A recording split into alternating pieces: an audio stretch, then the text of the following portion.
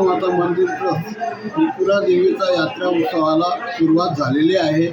आज 22 तारखेला चतुर्दशी म्हणजे चौदस निमित्ताने लहान बालकांचे जाऊळ आणि मान बांधता नवस्फूर्तीचा कार्यक्रम चालू आहे।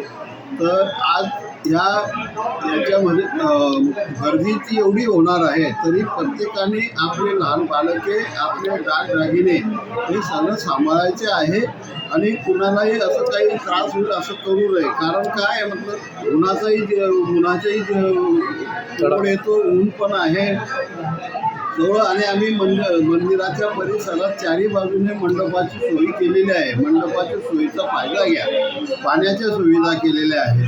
सर्व याच्या सुविधा केलेल्या असताना कुठल्याही प्रकारचा अनुचित प्रकार घडू नये याच्यासाठी पोलीस बंदोबस्त आहे, कॅमेरे CCTV कॅमेरे लावलेले आहेत आणि आपला नवस्फूर्ती जो कार्यक्रम आहे तो आनंदात पार पाडावा। त्याचप्रमाणे उद्या 25 तारखेला आई भगवतीचे चैत्र शुद्ध पौर्णिमा निमित्ताने भगवतीचा असा भव्य दिव्य पितळी नवीन केलेला रथ, ह्या रथातनं आई भगवतीची धुळे महानगरातून मिरवणूक होईल। यावर्षी मार्गाचा नवीन मार्ग झालेला आहे, मार्ग वाढलेला आहे। त्यामुळे सकाळी 11 वाजेला आई भगवतीची रथ उत्सवाला सुरुवात होईल आणि पूर्ण धुळे शहरातनं परिक्रमा करून आई भगवती रात्री परत येतील, असा या पद्धतीने हा कार्यक्रम आहे। तर सर्वांना असं आव्हान करण्यात येत आहे, आपल्या भागात जो रथ येणार आहे त्यात आपल्या भागातल्या रथाकरता सरा रांगोळ्या घालून फटाके वगैरे लावून आरती देऊन असं स्वागत करा।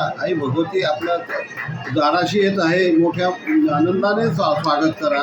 त्याचप्रमाणे यात्रेत येताना सांभाळून येणं, जास्त गर्दी वाढणार आहे, गर्दी वाढते त्या हिशोबाने आपले लहान लहान बालकं वगैरे यांच्या कुठल्याही प्रकारचं अनुचित प्रकार झालं याचं त्याच्याकरता दक्षता द्यावा। त्याचप्रमाणे महापालिका, नगर, आपलं पोलीस प्रशासन सगळ्या पद्धतीने नंतर मंदिर प्रशासन सगळ्या प्रकारच्या व्यवस्था करते आहे। त्या व्यवस्थेचाही लाभ घ्या आणि मंदिराच्या परिसरात विकासाची कामं चालू आहेत त्याकरताही हात फुलणे पुढची पाकळी मदत करा। धन्यवाद।